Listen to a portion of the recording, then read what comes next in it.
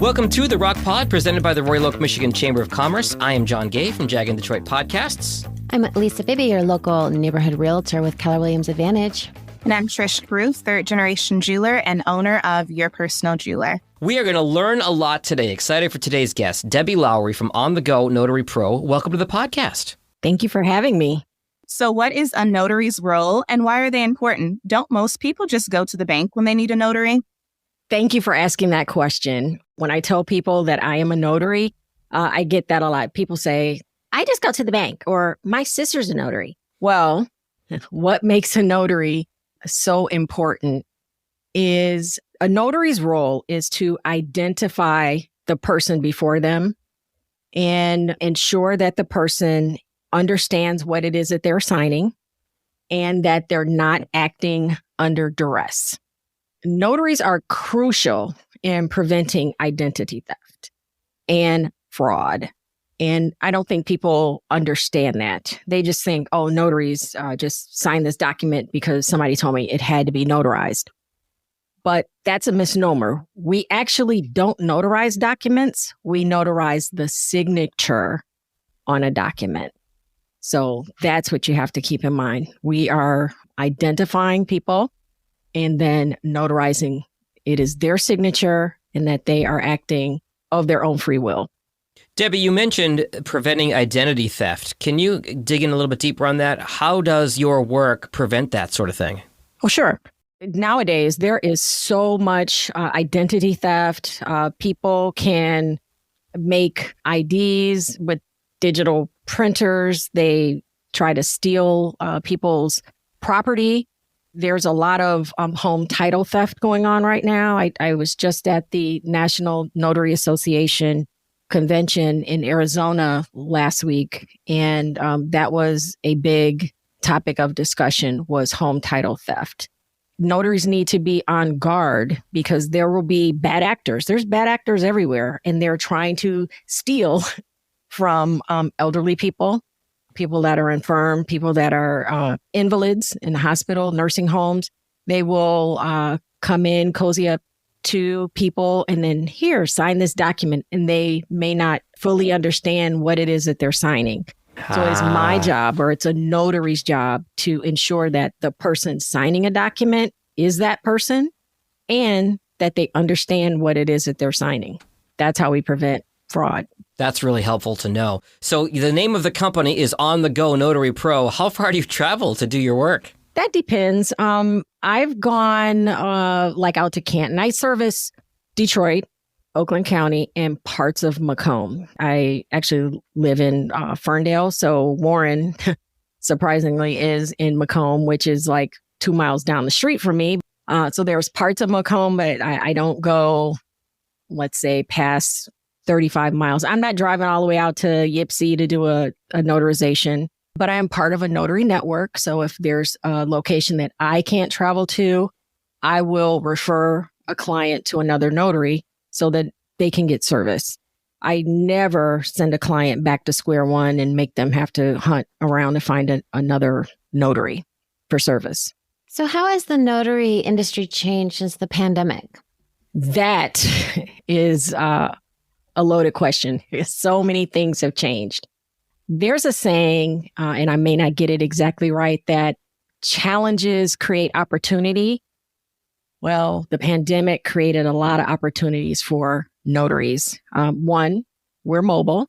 We will come to you when people are locked down in the hospitals, in nursing homes. We will go to them.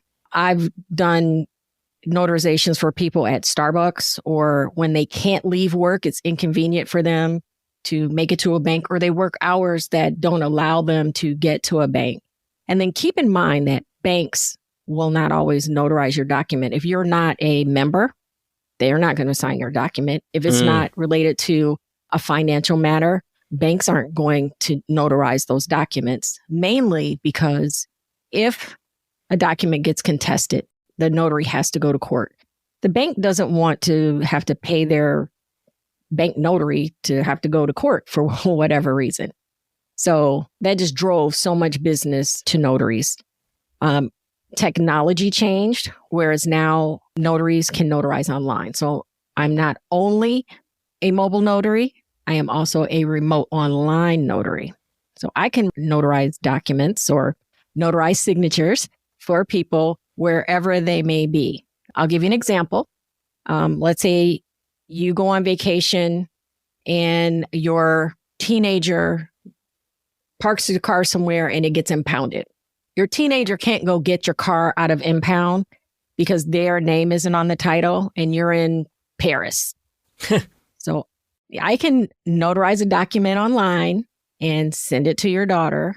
I can notarize your signature. So you would need to schedule a transaction with me, and I can get into the technology part of it in a second, but we would have a session, get the document notarized, and then I can send it to your daughter. She can go get your car out of impound and you're still in Paris enjoying your vacation.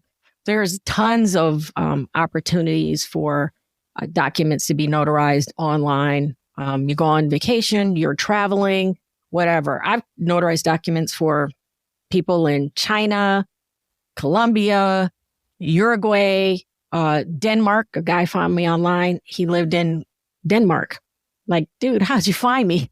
I have a question about that because I know a lot of times why we have to get things notarized is they want to physically see you.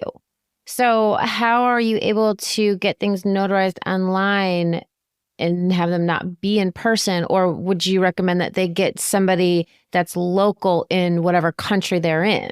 So if you're an American and your document relates to the U.S., you want to get that notarized by a notary in the U.S. There are platforms. So the state of Michigan will commission a notary, commission someone to be a notary. The state of Michigan also has a list of online platforms that are approved, that they've approved for notaries in the state to use. So there's 100, let's say there's 100 platforms that do RON, remote online notary. The state probably has 20 on the list right now. We sign up on the platform trains us, and the platform is the technology. So much like dialing into this squad cast, it's very similar. I can see the signers on screen. I've identified the platform, takes their identity, their card. They have to upload a picture of their card. I have to see their face. They need to show me their card online. In Michigan, we ID people using knowledge-based authentication questions, which are those questions like, what color was your 2010 Subaru? You know, those kind of questions that you get asked online. So you have to answer 4 of 5 questions correctly. And that is the method by which we ID someone in the state of Michigan. Oh, that's great to know. So you're really verifying who that person is and that they're cognitive and That is correct. I administer an oath. If the document says sign and sworn or affirm before me, I administer an oath. I make them raise their hand. I say the oath. They have to verbally swear to the truthfulness of whatever it is that they're signing. And then we proceed with the signing online. And if you've ever docu-signed anything online, it's very similar to that. You would click, you can add your signature digitally, or you can have a link sent to your phone and you can sign with your stylus on your cell phone. Hit submit, it prints on the paper, and then once the transaction is complete, the signer can download their document. Other things to let you know about how things have changed during the pandemic is, so during the pandemic, there was a gigantic housing boom, and there were a lot of loans that needed to be closed. And there's only so much volume that title companies and mortgage companies could handle, so many closings that they could handle for themselves. So notaries took that opportunity to grab that business. So loan closings became a boom business during the pandemic. Some notaries were closing like 10 loans a day. It was good times. It was good times. Yeah, my clients love that because it gave them the ability. They used to have to travel into an office to close on a home. And now we have that ability. We can close anywhere. You don't even have to leave your house. We'll send a notary straight to you. That's right. I've closed at people's homes, at their job, at Starbucks. I come to you. So that's one thing. But now notaries are pivoting towards estate planning closings. lawyers, working with estate planners, we can go to people and close their estate plans. So those are some ways in which business changed during the pandemic. What other services do you offer, Debbie? I know you talked about, estate planning and notarizing and closing on homes. What other services do you offer? Okay, so I said I was a remote online. I am mobile. I am also a wedding officiant. So I've married 2 couples so far. So it's kind of fun. That's not my main business. That's like a little teeny tiny piece of what I do, but I did enjoy that. I also do apostille work. So I'll explain what that is because nobody knows what apostilles are. When documents have to be authenticated within the U.S. that are leaving to go outside of the U.S. to another country, some documents need to be authenticated. So people getting married abroad or adopting children abroad or businesses that do international business, students going back to their home countries, like medical doctors or people that have credentials that have to be authenticated to take back to make it official in their home country or the country they're doing business with. That's a service that I facilitate. So sometimes there's notarial acts associated with it, sometimes not, but it entails taking documents to the Secretary of State or sending them to the State Department in Washington or to an embassy, the country's embassy in the U.S. to be authenticated. So it's a big thing.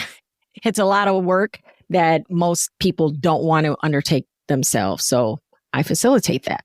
Well, you just taught me something because you're right. I've never heard of that. But what do you enjoy most about being a notary? I enjoy helping people. I've always enjoyed helping people. I love talking to people and meeting new people.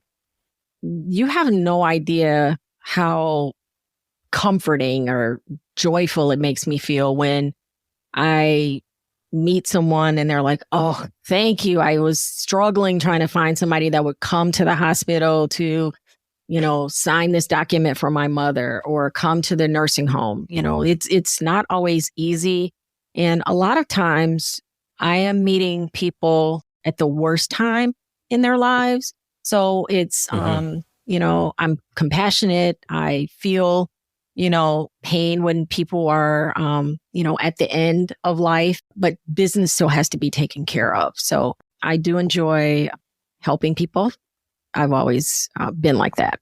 Well, we appreciate you helping. And I know a lot of my clients love having people like you come into their homes and making things easy for them. What is next for you and your business? All right. So this is a big announcement, but I just co-founded the Michigan Notary Association, which we are calling MENA, because there was a whole lot of other businesses that had M&A in Michigan. So we're going to be MENA. Our goal is to train notaries, provide education. Education is lacking from the state of Michigan. It's been a struggle when I became a notary to find education. And I joined a Michigan Notary Network group. And now we are over 600 members. And we meet twice a week on Zoom, once a month in person. And we bring speakers from all types of industries to our notary group. So our next logical progression was to form the Michigan Notary Network and begin lobbying our state Senate for more formal education, more changes to the laws. The laws have not been updated in a decade. Notaries need a raise. We can only charge $10 per notarization plus a travel fee. So it's not like we're out here doing everything for free. Wow. But there are notaries that don't know that. They don't know that they're supposed to read the Michigan law on notarial acts, and they don't know where to find it. They're just lost. There's not a lot of education out there. So the impetus for starting the Michigan Notary Association was, again, to help people, to help notaries get educated and find their footing and make sure that things are being done ethically and within the boundaries of the law. So what do you do for fun in your spare time? I don't remember spare time. I really don't. But but I can tell you that I have 3 grown children. I have 3.6 grandchildren. So there's a new one coming in October. And I used to run a youth soccer league. So I was very invested for 17 years. I was a commissioner of the Rosedale Youth Soccer League. So I have always helped people. And that was a huge and long time volunteer effort. And it taught me a lot of how to be organized and deal with people, all types of people, from little kids to older people, and how to negotiate and, just a lot of things that carry over, those soft skills that carry over into every other aspect of life. But I really love going to see a good movie. I love action movies, and I love movies where girls kick butt. So Charlie's Angels, Wonder Woman, all that. Those are my kind of movies. We love superhero women. And I've got 2 of them as co-hosts right now and another as a guest. That's right. Show them your capes, ladies. You're surrounded by superheroes. So, Debbie, now it is time for our fishbowl question of the day, where we ask you a totally random question. John, can you pull the fishbowl question? All right, let's take a look here. Oh, this is a good one. Debbie, what is your walkout song? What song are you introduced by? Oh, that is a fantastic question. I'm sorry, my phone is ringing. I thought I turned all these off. That's okay. Sorry. Okay. Is that your walkout song? Yes. No, that is not my walkout. That's just my ringtone. But she's like, I'm just going to hit play. It was right on cue, too. I actually have 3 different ones, so it depends. But my number one walkout song, so I want everybody to open up Spotify and find this song. It's called Good Life by Kanye West. I love that song because I have had a good life. It is a good life, and it just moves me. My backup, I'll just tell you what my other 2 are. Good as Hell by Lizzo. And that's not Good as Hell by Lizzo. Here it is again. Sorry. And Golden by Jill Scott. Living my life like it's golden. Living my life like it's golden. That's it. I love it. And I feel like you have actually made a connection to all 3 of us in this podcast today, Debbie, because obviously you deal with a lot with closing. So there's Lisa, the realtor for you. You do weddings. That ties in Trish and all the engagement and wedding jewelry that she does. And then 2 of those songs, Good Life, I remember playing on the radio in my radio days, and Lizzo, when I did weddings briefly, I did have a bride come in, and that was her entrance to the reception. She and her husband came in to Good as Hell. So we've completed the circle today. All right, my work is done. It feels like a mic drop moment. It is. But before you drop that mic, Debbie, what are the best ways for our listeners to connect with you if they have any questions about you or what you do? My website, www.gogonotarypro.com, just like it sounds. And no, I'm not a go-go dancer. I just didn't get my website domain when I picked the business name. So my business name on the Go Notary Pro, you can Google me, and I have a Google profile. My telephone number, 248-905-1360. If I am unable to answer, you can leave a message or text me. And my email address is Debbie, Debbie, at gogonotarypro.com.